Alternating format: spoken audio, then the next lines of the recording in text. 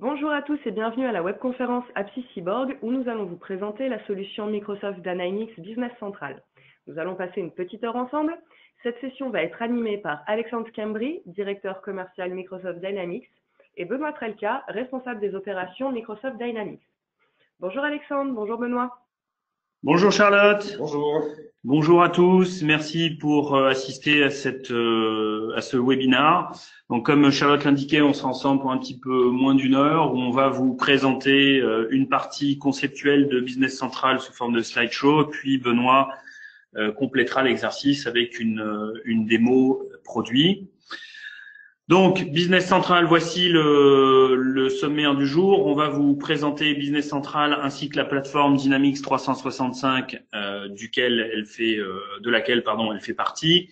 On enchaînera sur une démo produit, quelques informations sur Apsis Cyborg et notre activité Microsoft. Puis nous terminerons, si le temps le permet, sur une session de questions-réponses. Donc, Business Central au cœur de la plateforme Dynamics 365. Avant de parler de cela, un petit peu de contexte. Microsoft est un acteur majeur de la transformation digitale. Transformation digitale, terme duquel nous sommes tous plus ou moins familiers maintenant. Qu'est-ce que la transformation digitale pour Microsoft? Eh bien, c'est en partie l'exploitation de la donnée. Aujourd'hui, c'est la donnée qui est au cœur de ce processus de transformation digitale. C'est une richesse sur laquelle toutes les entreprises sont assises et Microsoft nous donne un certain nombre d'outils qui vont nous permettre d'exploiter cette richesse, donc ma donnée. L'exploitation de ma donnée opérationnelle va me permettre, dans un premier temps, d'impliquer mes clients.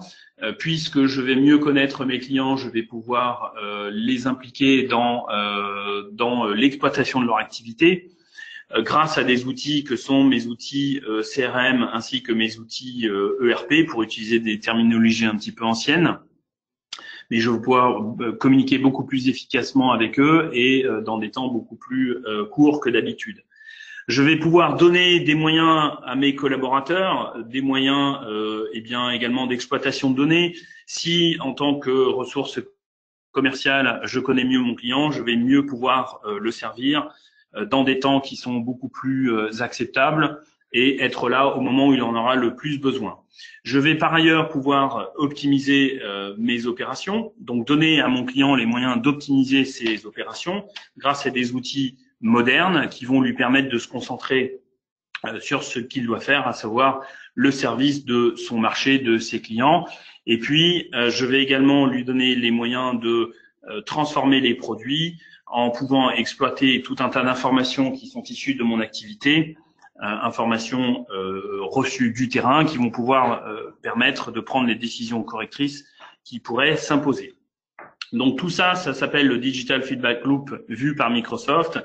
Retenons l'idée que ce Digital Feedback Loop, c'est l'exploitation de la richesse sur laquelle moi, entreprise, je suis assise, à savoir ma donnée opérationnelle.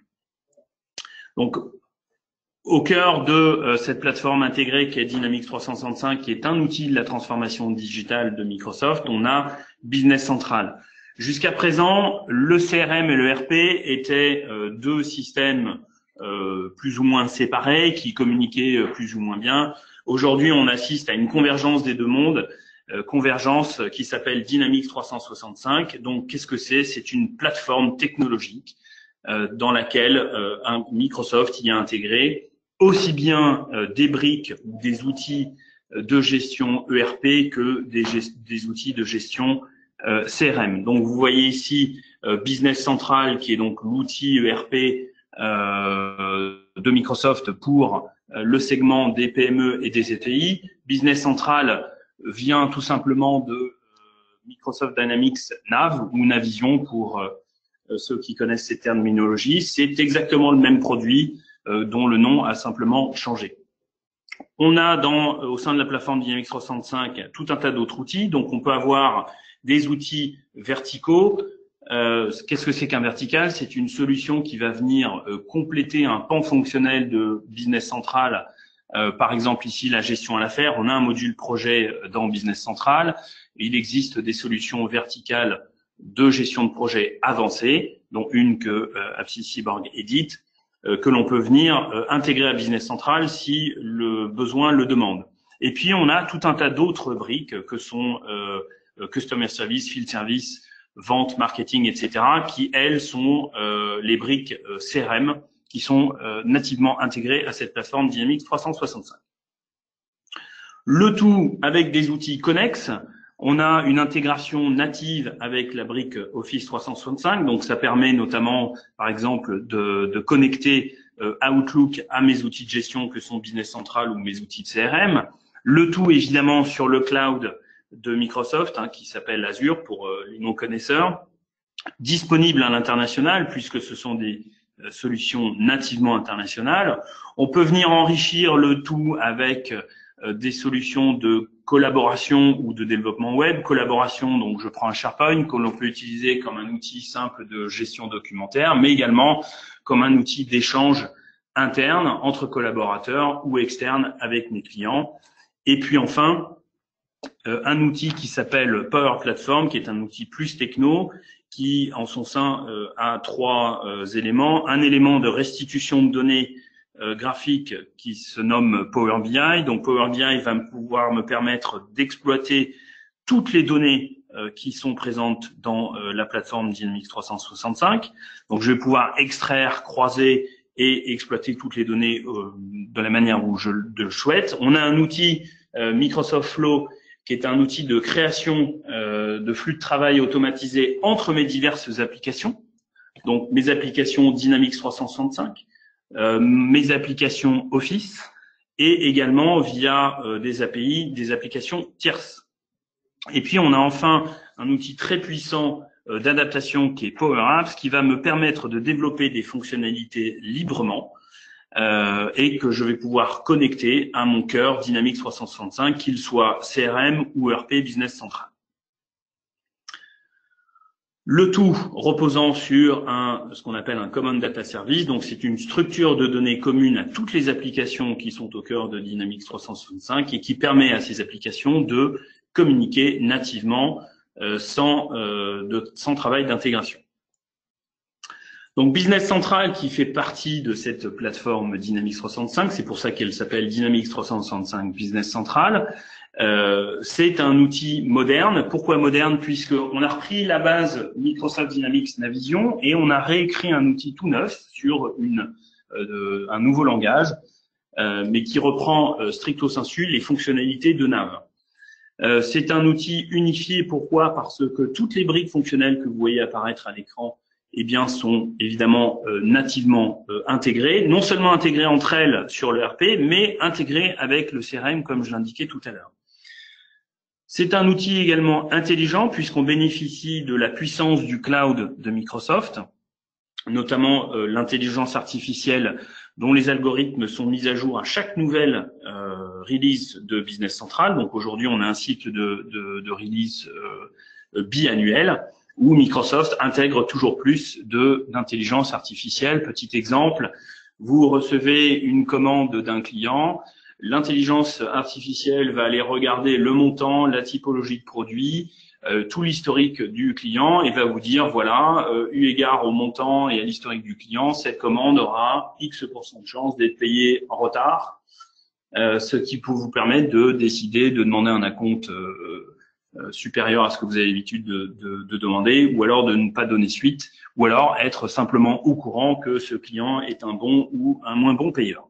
Et puis adaptable, très très très important, Business Central est une solution complète qui s'adaptera de manière quasi infinie à vos besoins. Aujourd'hui, vous pouvez mettre une solution Business Central en place, votre entreprise va croître, va se diversifier, vous avez un outil souple et adaptable qui va pouvoir vous permettre d'enrichir la couverture fonctionnelle au moment où vous en aurez besoin. Le tout enrichi lui-même de Power Platform dont j'ai déjà parlé. Donc, c'est une plateforme technologique qui vous permet, 1, d'exploiter vos données, 2, de connecter vos applications entre elles avec Flow et 3, de développer de la fonctionnalité complémentaire avec Power Apps. Justement, c'est un fondement très important de Business Central et de Power Apps, c'est qu'aujourd'hui, Microsoft vous donne un outil qui vous permet d'adapter à l'infini votre solution grâce à Power Apps, qui est un outil de développement très simple qui vous permet de créer de la fonctionnalité sans y passer trop de temps et donc sans y consacrer des budgets trop importants.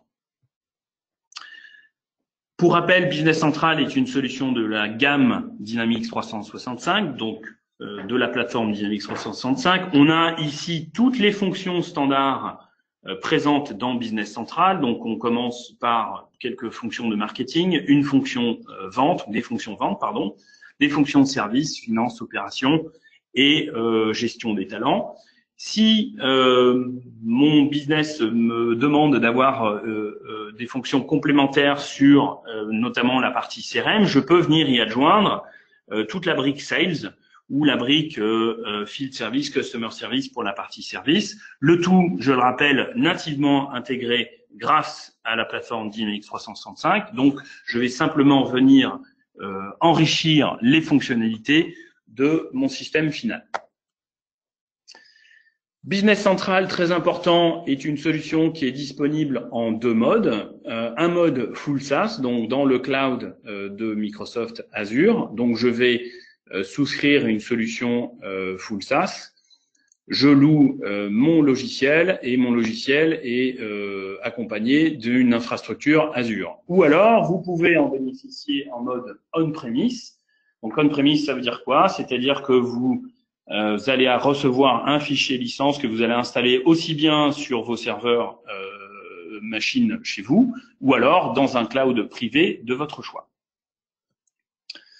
Comment nous en sommes arrivés là? Je vous disais tout à l'heure en préambule, c'est que Business Central est le digne héritier de Dynamics Nav. Donc, Nav existe depuis 1987 et a évolué tout seul jusqu'en 2002, date à laquelle Microsoft a acquis l'entreprise Navision, qui est une entreprise danoise, et a fait grandir, enrichi le produit jusqu'en 2016, où il s'est lancé en parallèle dans le développement d'une solution ERP destinée aux PME et aux ETI, full cloud. Donc là, ils ont décidé, vous voyez ici, de lancer une solution en parallèle de Nav qui s'appelait Dynamics 365 for Financials Business Edition.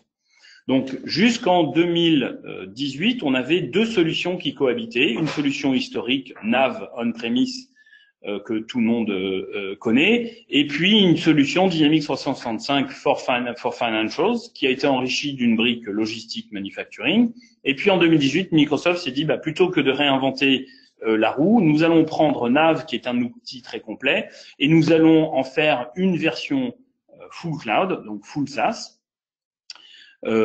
qui s'appelle aujourd'hui Dynamics Business Central. C'est strictement le même produit fonctionnellement parlant, sauf que vous y avez accès soit en mode full SaaS, soit en mode on-premise au choix. Donc deux produits distincts jusqu'en 2018. À partir de 2018, on a deux produits qui sont strictement identiques.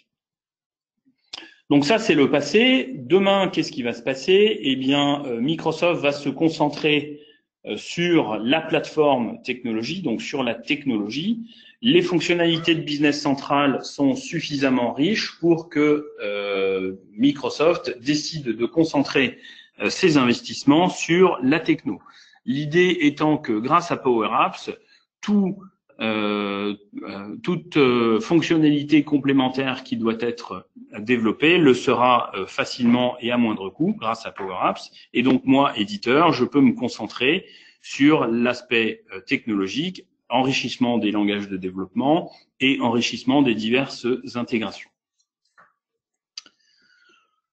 Les fonctionnalités standards de la brique ERP, donc Business Central, sont les suivantes. On a une gestion financière complète, une gestion commerciale, une gestion de projet, une gestion de la chaîne logistique ainsi que de la production, donc des opérations.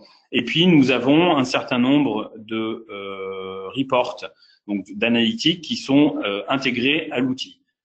Vous pouvez vous satisfaire de ces reports qui sont quand même assez complets, ou alors utiliser un outil comme Power BI qui vous donnera une manière de restituer ces données de manière beaucoup plus graphique. Business Central aujourd'hui est disponible aussi bien sur votre PC que sur des tablettes ou sur un téléphone portable. Alors la mobilité dans le RP, avant quand on parlait de mobilité avec une solution RP, on avait une version qui était dégradée. Aujourd'hui, quel que soit votre support de travail, vous aurez accès exactement aux mêmes fonctionnalités. D'accord? Donc que ce soit sur votre PC ou sur votre téléphone mobile, les fonctionnalités seront les mêmes. Après, c'est évidemment la taille de l'écran et donc l'ergonomie qui évolue.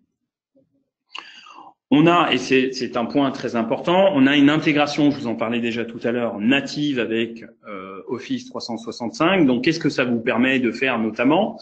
Eh bien, ça vous permet de connecter à Outlook à votre business central. Donc, l'exemple qui est montré ici dans la copie d'écran, c'est vous recevez une demande d'un client, l'outil, donc l'algorithme d'intelligence artificielle va reconnaître soit l'adresse mail, soit le nom de la personne, soit le nom de l'entreprise et va automatiquement vous ouvrir le compte du dit client à droite de votre écran Outlook et vous allez pouvoir traiter sa demande.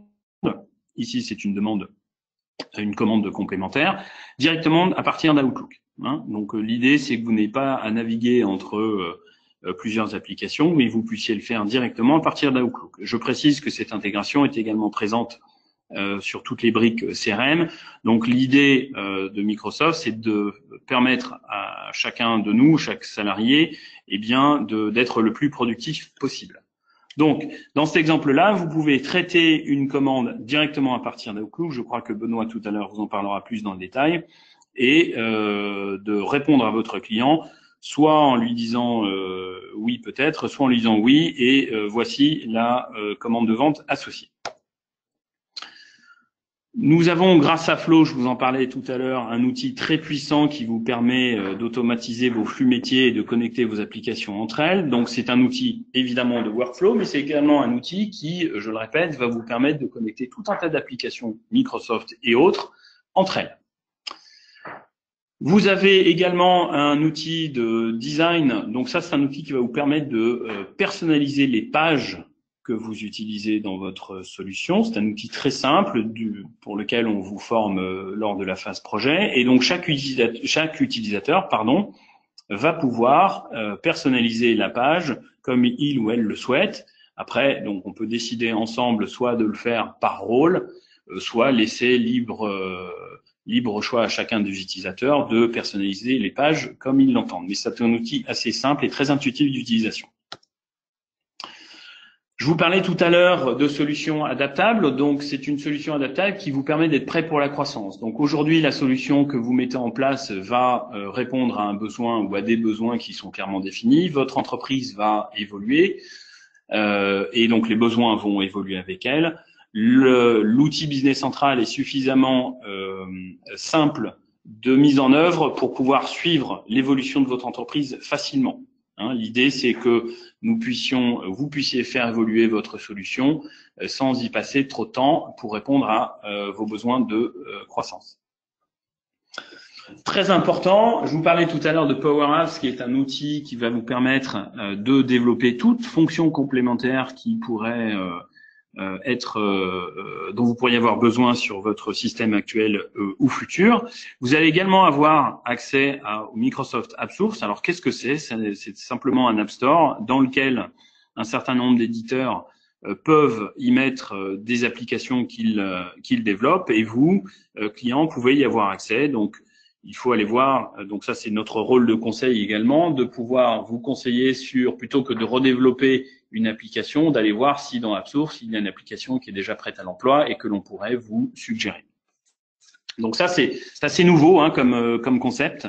L'idée étant, voilà, Microsoft, je vous fournis une solution qui est fonctionnellement riche. Si demain vous avez besoin de l'enrichir de fonctionnalités connexes, eh bien vous pouvez soit aller sur AppSource, ou alors utiliser Power Apps pour développer ces fonctionnalités complémentaires.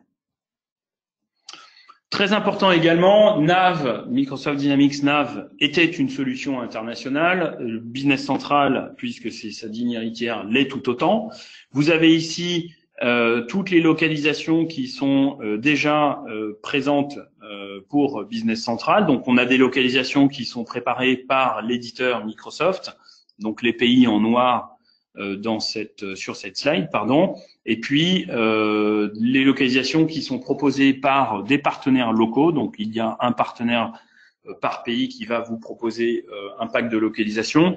Qu'est-ce que c'est qu'un pack de localisation? C'est un pack dans lequel on va retrouver toutes les spécificités comptables et fiscales du pays, mais on va pouvoir également y intégrer des États ou des fonctions locales qui seront nécessaires dans l'implémentation d'une solution comptable. D'accord? Donc cette liste n'est absolument pas exhaustive. Business Central est sorti à l'automne dernier dans sa version actuelle et un certain nombre de partenaires sont en train de développer des localisations pour les pays qui ne sont pas couverts par Microsoft. Donc aujourd'hui, je crois savoir, mais nous n'avons pas de données officielles, que le nombre de pays localisés a déjà doublé. Donc sur la droite de l'écran, vous voyez toutes les langues dans lesquelles l'outil est disponible. Donc c'est une simple option que l'on sélectionne au moment de l'installation de Business Central. D'accord? Donc retenons que Business Central est une solution éminemment internationale que l'on peut déployer aussi bien chez notre maison mère en France que dans les pays dans lesquels nous serions opérationnellement présents. Nous avons 3 types d'utilisateurs que je vais parcourir rapidement. Vous avez un premier type qui est un utilisateur, appelons-le léger, donc le team member. Ce dernier ou cette dernière va pouvoir avoir accès à toutes les informations disponibles dans l'outil Business Central et aura en revanche une capacité d'écriture assez limitée.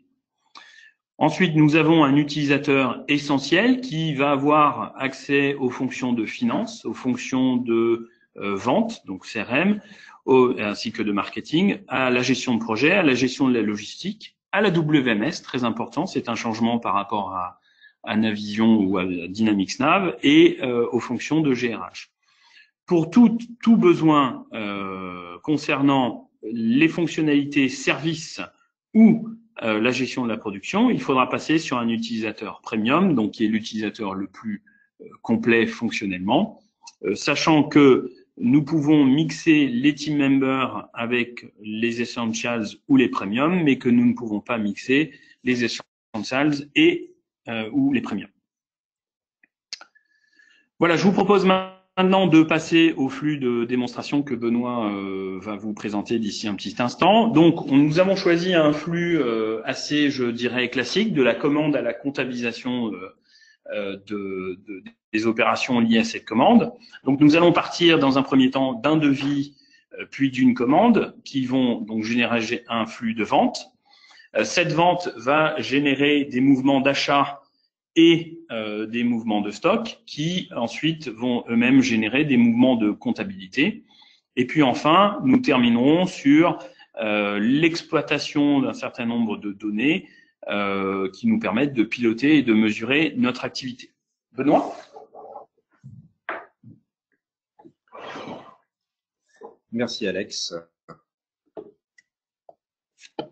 On va basculer sur un environnement Business Central en SaaS sur un compte Office 365.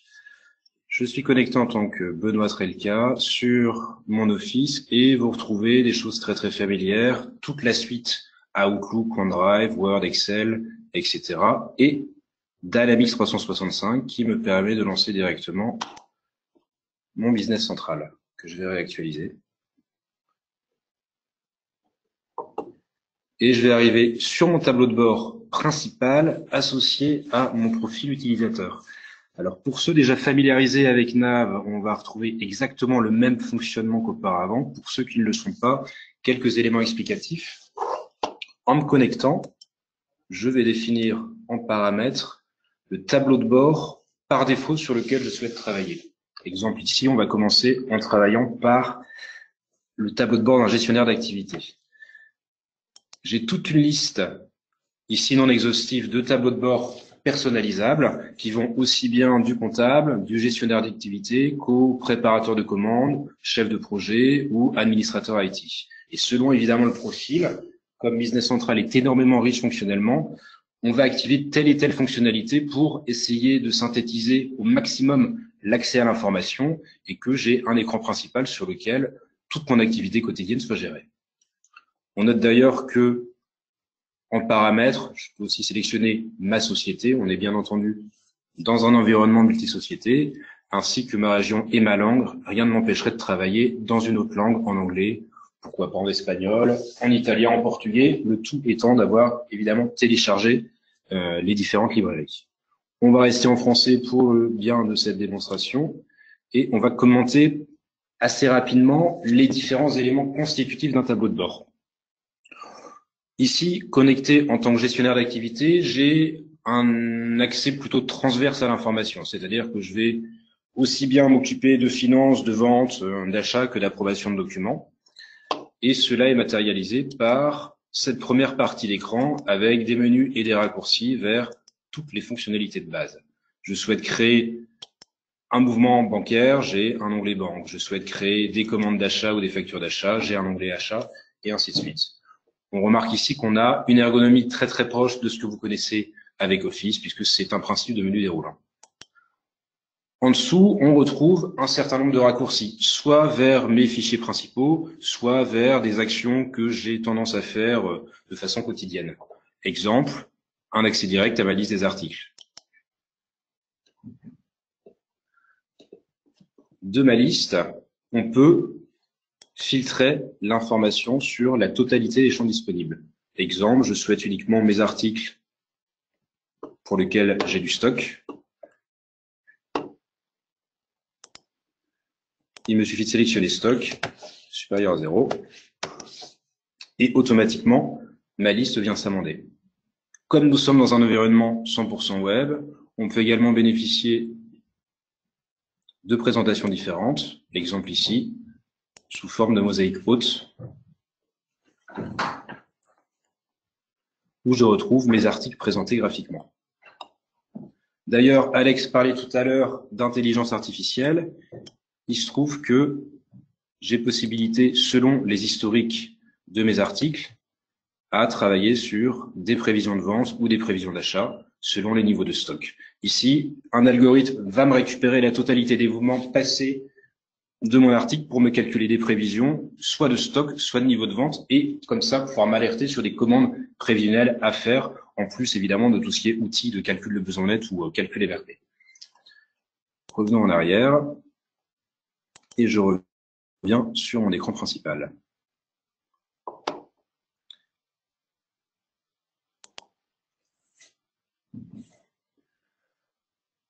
En plus de tout ça, une petite nouveauté plutôt sympathique, un peu anecdotique, mais que je trouve quand même plutôt sympa. On a ici une espèce de bandeau qui nous indique de façon dynamique les grandes activités majeures qui se sont passées ces dernières semaines ou ces derniers mois, tout ça étant évidemment paramétrable. Là, je vois que la semaine dernière, la meilleure vente de ma base de données était une Surface Pro, avec 512 unités vendues. En dessous, on retrouve des KPI ou des indicateurs d'activité avec tout un jeu de couleurs paramétrables me permettant de mettre en exergue certains dépassements. Ici, c'est en vert. Je vois que les ventes de ce mois sont satisfaisantes par rapport au seuil que j'ai bien voulu paramétrer. En revanche, pour tout ce qui est facture vente échue et facture achat échue, je suis dans le rouge puisque j'ai paramétré tout simplement mes petites piles en précisant que pour tout ce qui était montant de facture achat échue, si j'étais sur un seuil de 40 000 €, j'étais dans une gamme ou un style défavorable et 30 000 pour la partie vente. Voilà, ça permet évidemment de mettre en valeur directement une information pertinente sans avoir besoin de se lancer dans des analyses complexes. Un petit peu plus bas, des piles qui visualisent la charge d'activité. Ici, en étant gestionnaire d'activité, je mixe aussi bien des ventes, des achats que des paiements et je vois que j'ai 21 commandes de vente et 13 commandes d'achat en cours. Et évidemment, d'un clic, j'ai accès aux détails de l'information. Ces 21 commandes, les voilà. Et ma première commande à Adatum Corporation correspond à, et là on remarque ici une petite cellule pour BI, à des chaises Dactylo, une lampe Amsterdam et un tableau Atlanta. La plupart des pages, que ce soit des listes de clients, d'articles, de fournisseurs ou de documents commerciaux, sont encapsulées avec des composants Power BI qui permettent de visualiser simplement l'information sans avoir besoin de rentrer dans le document. évidemment, je peux toujours aller plus loin et aller voir le détail de ma commande et retrouver mes chaises, mes lampes et mon tableau. Que voilà. D'ailleurs, j'en profite, on voit que des fenêtres se superposent les unes sur les autres, c'est-à-dire que je ne perds pas l'information. Il suffit de revenir en arrière pour revenir exactement au point de départ, ce qui est extrêmement pratique en termes d'ergonomie. De la même façon, j'ai ici un petit outil extrêmement pratique de recherche qui me permet d'un clic de rechercher tout et n'importe quoi. Par exemple, une balance AG sur laquelle je retiens jamais le chemin, ou une balance générale. Hop, d'un clic, j'ai accès à l'état que je peux éditer sans avoir besoin de retenir le raccourci sur lequel l'élément que je cherchais se trouvait.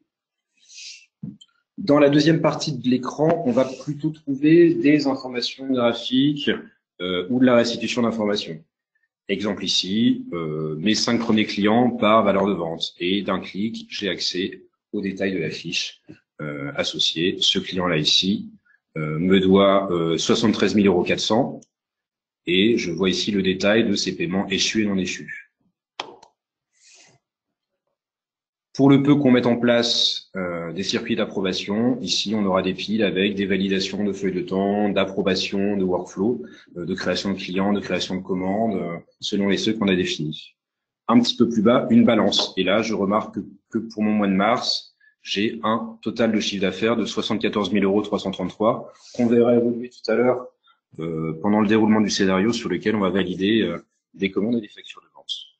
Et enfin, des étapes Power BI, cette fois-ci un peu plus sophistiquées que ce que je vous ai montré précédemment. Là, c'est sur des ratios financiers, mais ça peut être tout à fait autre chose. J'ai pas besoin d'ouvrir ma fenêtre Power BI, elle est déjà directement incluse en tant que page dans Business Central. On va laisser charger.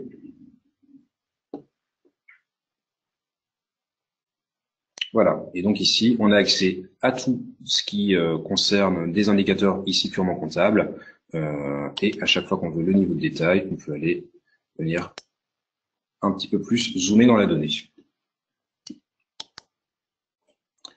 Revenons un petit peu plus haut.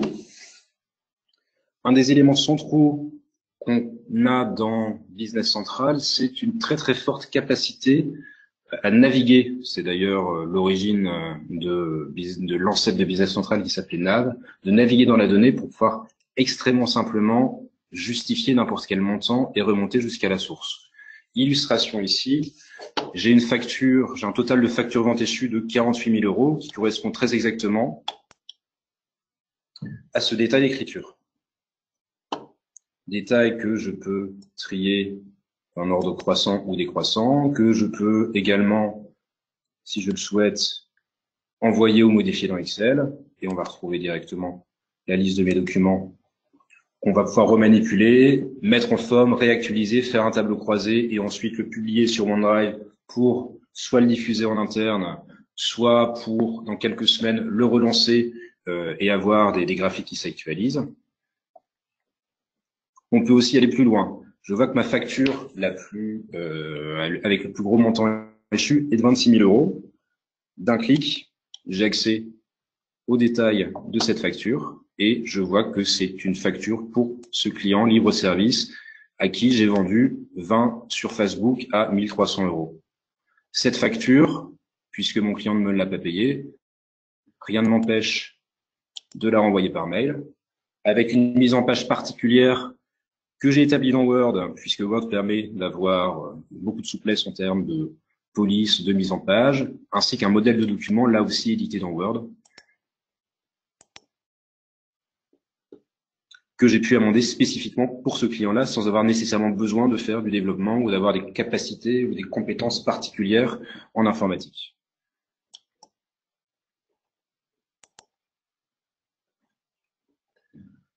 Toujours de cette facture, un des éléments clés de Business Central, outre la navigation d'une pièce vers un document, c'est aussi de pouvoir naviguer, à savoir retrouver à partir de n'importe quel point d'entrée toutes les écritures et tous les éléments associés de cette facture vente. Je vois la facture sur laquelle je veux situer, mais si je mets ma casquette plutôt comptable, je remonte sur mes écritures comptables associées à cette pièce qui me permettent ultérieurement de sortir un bilan ou un compte de résultat. Là, je vois que j'ai une charge ici pour 21 666 €. Ou bien, toujours dans un profil comptable, d'établir ma déclaration de TVA. Ou bien, dans un profil plutôt administration des ventes, d'avoir le détail de l'encours client échu. Ou bien, dans une optique négoce ou gestion de production, d'avoir le détail de ma valorisation en stock et de savoir la marge dégagée au niveau de ce client-là. Et tout ça d'un clic. On le verra tout à l'heure, après la validation de facture de vente, on aura cette grande facilité à remonter dans l'information et dans le document, juste d'un clic et avec un simple bouton de naviguer. Quittons maintenant un tout petit peu Business Central pour revenir sur mon environnement Office et lancer Outlook, qui est peut-être chez vous le premier réflexe que vous faites tous les matins. Dans mon Outlook, je vois que mon client Philippe Durand vient de m'envoyer un mail pour lui faire parvenir une commande de 3 tablettes Surface Pro et 5 tablettes Surface Book. On retrouve ici l'icône de Business Central que je vais activer. Et automatiquement, sans quitter mon Outlook, on se connecte sur mon Business Central. Et par l'adresse mail ou par le nom de mon client, Outlook et donc Office 365 est capable de me remonter directement sur mon client. Et on retrouve ici le solde de 73 400 € qu'on a vu précédemment, ainsi que mes montants non échus et échus. Là, je suis directement, littéralement, dans Business Central, alors même que je suis dans Outlook. Et j'ai accès du coup à tout l'historique de mon client, ses expéditions, ses factures de vente, le détail de ses écritures échues, etc. Je peux également, d'un clic, créer un nouveau document. Ici, on va créer directement une nouvelle commande de vente sans passer par l'étape de vie. Voilà. Là aussi, l'intelligence artificielle embarquée a détecté juste en reconnaissance du texte de mon mail que mon client me demande une Surface Pro et une Surface Book. Donc, on a un lien qui se fait automatiquement avec ma base article et il a même récupéré les quantités. Tout ce que j'ai à faire, c'est valider par OK. Ma commande vente est créée. On le verra tout à l'heure en changeant de profil, en passant sur un profil plutôt administration des ventes. Donc, j'ai maintenant une commande qui est la BCV 19005 avec le détail de mes articles. Et comme je suis dans Outlook, je vais pouvoir en profiter aussi, si je le souhaite, pour envoyer ma commande par mail et pouvoir ensuite, ensuite la retrouver directement dans mon Business Central.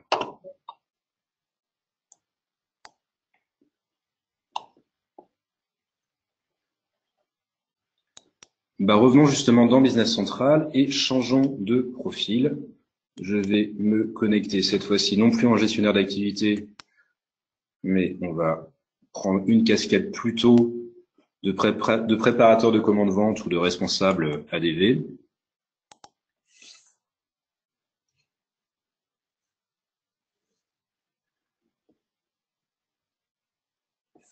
Voilà. On remarque tout de suite que l'ergonomie de mon tableau d'accueil est exactement le même que vu précédemment. La seule différence étant que les menus, les raccourcis diffèrent en termes de fonctionnalité, puisque c'est bien le propre des tableaux de bord que de n'afficher que ce qui est pertinent pour mon profil. Je retrouve ici du coup des commandes vente ouvertes. On a des statuts qui permettent de distinguer les commandes de vente ouvertes, c'est-à-dire en cours de validation par l'ADV ou par les différents services concernés, des commandes de vente qui sont prêtes pour être expédiées. Mes commandes de vente ici, d'un clic, j'ai accès à la liste. Et je vais retrouver ma commande BCV 1905 que je viens de créer à l'instant en passant par Outlook.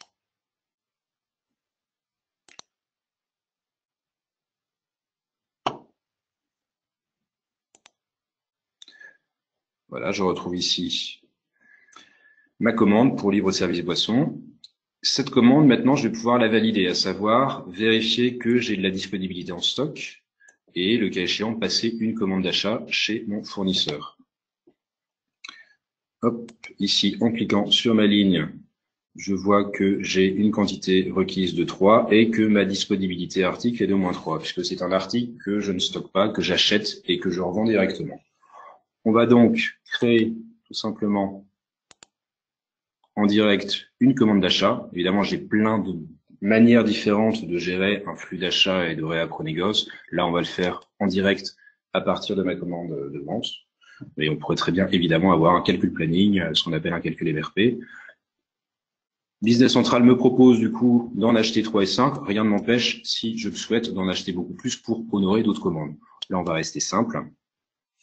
Je vais donc créer en direct une commande d'achat que voilà, sur le fournisseur Fabricam qui se trouve à New York. Je vérifie les tarifs, 927 et 980. Les tarifs que j'ai paramétrés évidemment dans ma base. On va lancer le document, à savoir dire à Business Central que cette commande d'achat est OK, correcte, que je vais pouvoir donc la traiter. Et accessoirement, comme on a paramétré un mini-flux logistique, je vais également préparer le terrain pour ma WMS et créer d'ores et déjà un document de réception d'entrepôt que voilà, qui du coup indiquera à mon magasinier la marchandise à recevoir, document qui pourra valider, amender quand le camion arrivera à mon entrepôt. Je reviens en arrière, toujours ce principe de fenêtre qui se superpose, pour revenir dans ma commande de vente. Ma commande de vente étant maintenant livrable à travers le réappro que je viens d'effectuer, eh bien, je vais pouvoir également la lancer. Voilà, ma commande du coup disparaît puisqu'elle a changé de statut. Et je la retrouve dans la liste de toutes mes commandes en cours.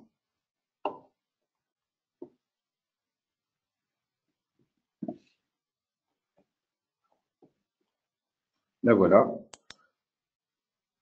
Et là aussi, accessoirement, je vais faire la même chose que pour ma commande d'achat, à savoir créer d'ores et déjà un document de réception pour mon magasinier. Comme ça, derrière, ma logistique se passera de façon très fluide.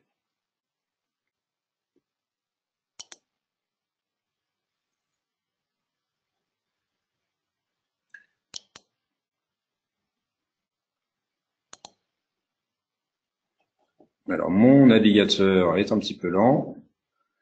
C'est les joies de la démo.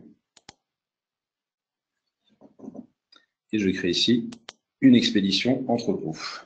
Voilà, qui est le pendant logistique, ce qu'on verra juste après, le pendant logistique de mon document commercial.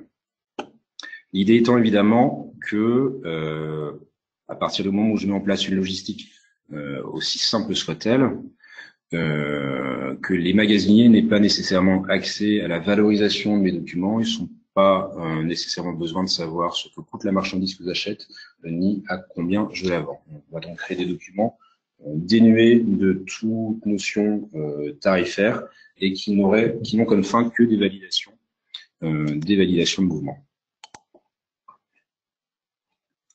Voilà, une en-tête a été créée. Voilà, c'est l'expédition 1904 qui n'est toujours pas validée, puisque c'est en attente évidemment de la validation de l'expédition de mon chef magasinier. On retrouve mes surfaces pro, mais sans aucune notion de valorisation, parce qu'on est uniquement sur des mouvements de stock, d'entrée et de sortie. D'ailleurs, mettons-nous maintenant dans la peau d'un magasinier en allant valider directement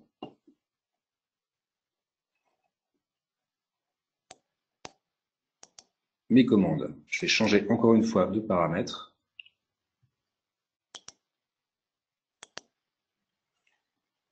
Cette fois-ci, je quitte les préparateurs de commandes pour aller directement chercher un profil de WMS.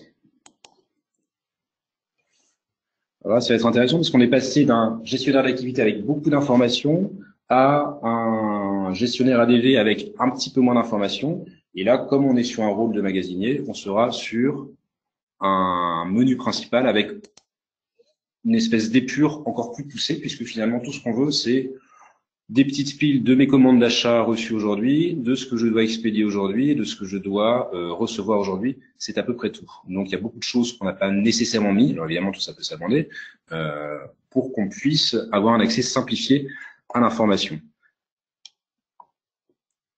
Je vois que j'ai un arrivage prévu aujourd'hui et on va retrouver ma commande d'achat de tout à l'heure.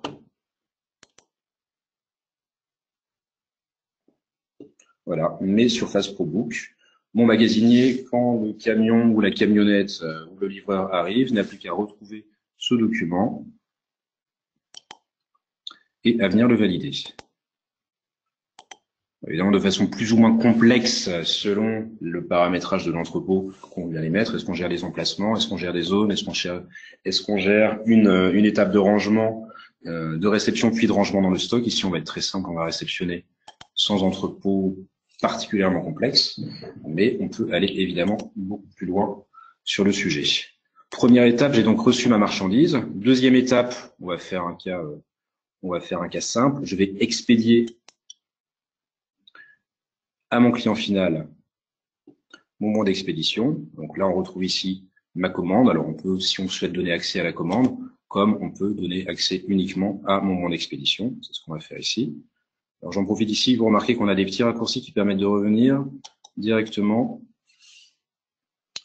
sur mon menu principal. Alors, on a tout un tas de liens comme ça qu'il suffit d'activer. Mon expédition à faire aujourd'hui. On retrouve mon expédition 004. On retrouve le détail de mes articles. Et donc là, je vais valider l'expédition. Je vais même d'ailleurs en profiter pour livrer et facturer. Comme ça, la facture sera liée directement à mon BL que je m'assouplis et que j'envoie directement. Le fait de livrer et facturer va faire deux choses. Tout d'abord, mettre à jour les stocks. Alors, on n'est pas rentré dans le détail des mouvements, mais à chaque réception et à chaque expédition, j'ai des mouvements de stock qui sont générés, des plus et des moins, sur lesquels je peux ensuite zoomer en détail. Et là, je vais aller un petit peu plus loin. Je vais en plus générer une facture, c'est-à-dire que mon compte de résultat va être impacté, ma comptabilité client va être impactée et mes différents tableaux de bord qu'on a vus précédemment vont venir être en temps réel modifiés avec toutes les informations qu'on vient de leur communiquer. Je livre et je facture et on va changer de profil pour aller voir ce qui se passe en comptabilité. Quatrième profil, on va cette fois-ci se mettre dans la peau d'un comptable. Voilà.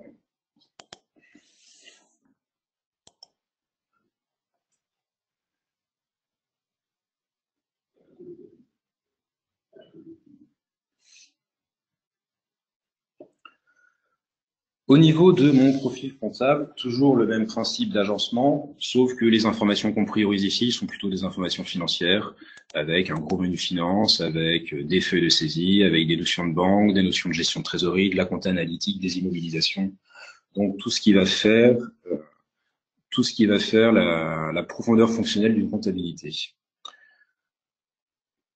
En termes de documents validés, je retrouve ici mes factures de vente enregistrées. Voilà, et notamment tout en bas, on va retrouver, je vais casser plutôt en décroissant, on va retrouver ma dernière facture de généré, la facture FVE 19005, qui correspond à mes 3 surfaces pro et 5 surfaces book. Et là, comme précédemment, on peut tout à fait les envoyer par mail, les régénérer, les réimprimer, etc. On peut également voir ce qui s'est passé en termes de navigation. Et donc, comme tout à l'heure, en naviguant, on va retomber sur des écritures comptables générées à partir de ce document.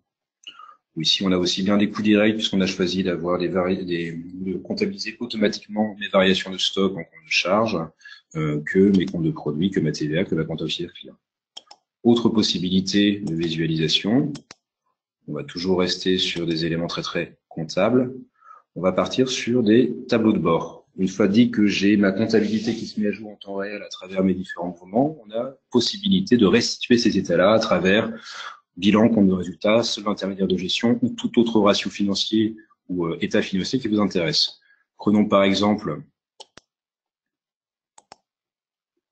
mes tableaux d'analyse. Je vais prendre un compte de résultat somme toute classique que je vais pouvoir afficher sur le mois en cours. Et là, on voit que les ventes de marchandises ont augmenté par rapport à ce qu'on a vu précédemment, puisqu'on a validé entre deux des factures. On était de mémoire à 74 333 €, on est à 87 500 €. Et en effet, d'un clic, j'ai accès aux détails de ce qui compose mon chiffre d'affaires, à savoir ici mes comptes de vente de marchandises.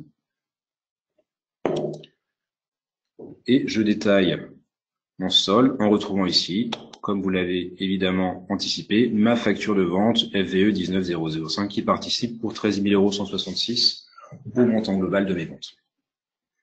Donc intégration comptable en temps réel, ce qui est une des forces de Business Central avec une facilité très très simple de remonter sur l'information. Dernier élément, on parlait de Power BI tout à l'heure. Toujours à travers mon tableau de bord comptable, on va retrouver ici possibilité de visualiser des états Power BI en choisissant une liste d'états.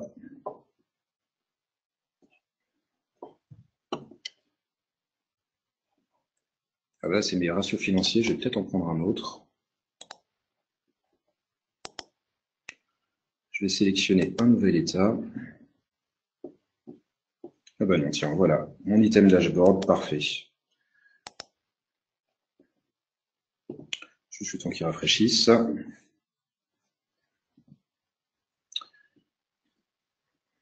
Le webinar prend un petit peu de bande passante, évidemment, au détriment de mon actualisation. Donc voilà, ici, je suis dans un état Power BI que je vais pouvoir gérer très simplement. C'est-à-dire, j'ai pas besoin nécessairement d'ouvrir ma fenêtre Power BI pour venir l'amender, le modifier. On va faire un truc de très simple. On va se rajouter une carte pour visualiser où est-ce que j'ai vendu ma marchandise.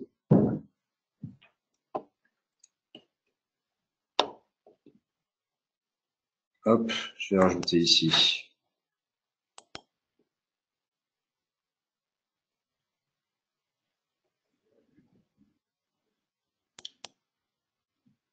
voilà, le temps que ça arrive.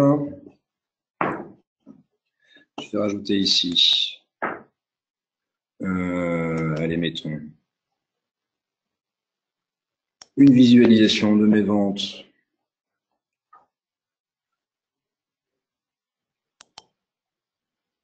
par quoi? Par code pays. La même visualisation cette fois-ci, on va descendre, pourquoi pas, à la ville. Je vais rajouter une deuxième carte que j'ai positionnée ici.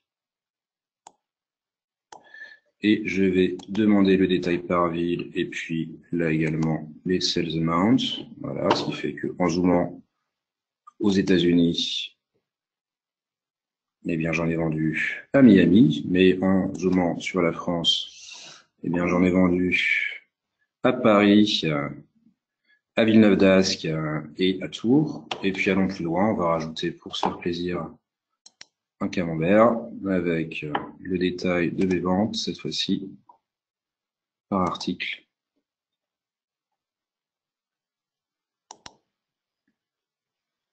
Voilà, et donc en allant voir ce que j'ai vendu à Villeneuve-d'Ascq, siège des nouveaux locaux d'Apsis Cyborg, voilà le détail de ce que j'ai vendu. Et vous voyez que mon troisième graphique, contextuellement, vient se rafraîchir en tenant compte du filtre que j'ai fait précédemment. Si ce rapport me plaît, je l'enregistre et il est maintenant disponible sur mon tableau de bord principal dès que je vais me connecter directement à Business Central. Voilà très rapidement une démo de flux négoce. On aurait pu évidemment y passer des heures, mais j'espère que ça a permis de visualiser un certain nombre d'éléments clés et aussi toute la puissance de Business Central. Merci Benoît. Voilà, donc comme dit Benoît, nous espérons que ça vous a permis de visualiser la puissance de l'outil, puissance en termes fonctionnels bien évidemment, mais en termes également d'intégration et d'intuitivité d'utilisation, puisque c'est l'une des forces de cet outil, en plus de sa richesse fonctionnelle et technologique. Rapidement pour conclure, un petit mot sur AppSyCyborg et comment on peut vous accompagner sur les solutions Microsoft. Donc AppSyCyborg, c'est 30 ans d'expérience, 3300 clients sous contrat de maintenance avec nous à ce jour, pour un chiffre d'affaires de 63 millions en 2018. 500 collaborateurs répartis sur 16 agences, sachant que nous venons d'ouvrir une nouvelle agence dans la région bordelaise. Sur ces 16 agences, il y en a 2 à l'international, une à Bruxelles et une à Londres, puisque nous avons une équipe projet Dynamics internationale également. 4 domaines d'expertise, évidemment le domaine, je dirais, canal historique du logiciel de gestion, qu'il soit ERP et CRM, complété par une équipe reporting et décisionnelle, puisque aujourd'hui tout cela est intégré, donc on met en place des logiciels de gestion et également les outils qui vont vous permettre d'exploiter la donnée, comme je l'expliquais tout à l'heure. On peut vous accompagner par ailleurs sur tout ce qui est solutions collaboratives, qui sont également un des piliers de la transformation digitale. Comment je peux faire en sorte que mes collaborateurs collaborent entre eux de manière beaucoup plus efficace, mais également collaboratif avec mes clients. Et puis enfin, un service d'hébergement, de services managés sur la partie hébergement, avec des solutions cloud aussi bien Microsoft que tierces, pour ceux qui préfèrent avoir accès à une solution tierce. Le tout enrichi, c'est la petite dernière de la famille, d'une activité conseil que nous avons démarré il y a un peu moins d'1 an maintenant.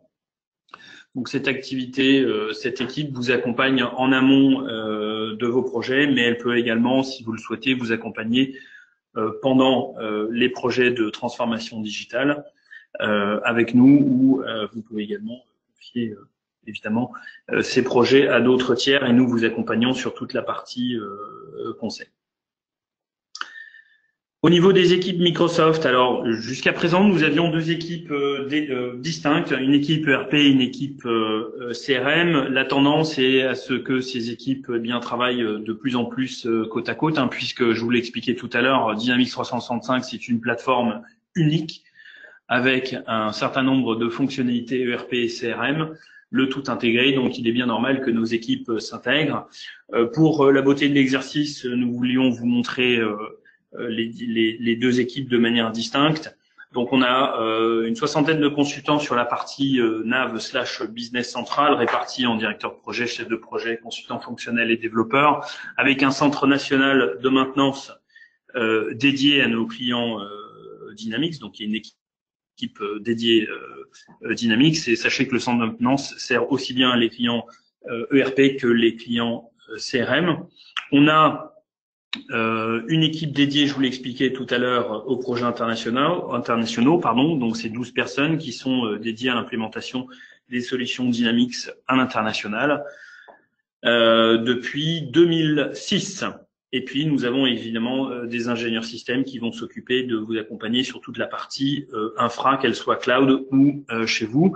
Nous avons aujourd'hui 183 clients business central pour être précis, avec une durée de vie de ces clients en termes d'accompagnement qui est assez longue.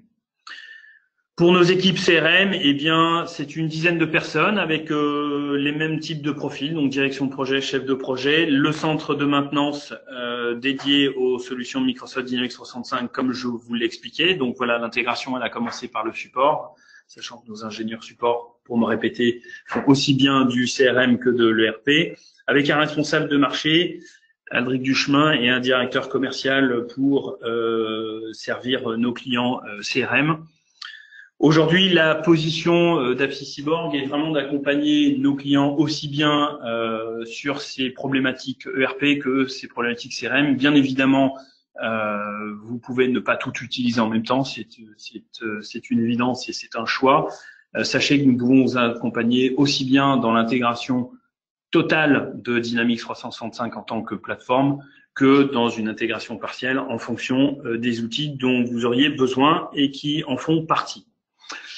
Voilà, donc encore une fois, nous vous remercions, Benoît, Charlotte et moi, pour votre disponibilité. J'espère que ce webinaire vous aura permis d'acquérir une connaissance un petit peu plus détaillée de Business Central et de Dynamics 365.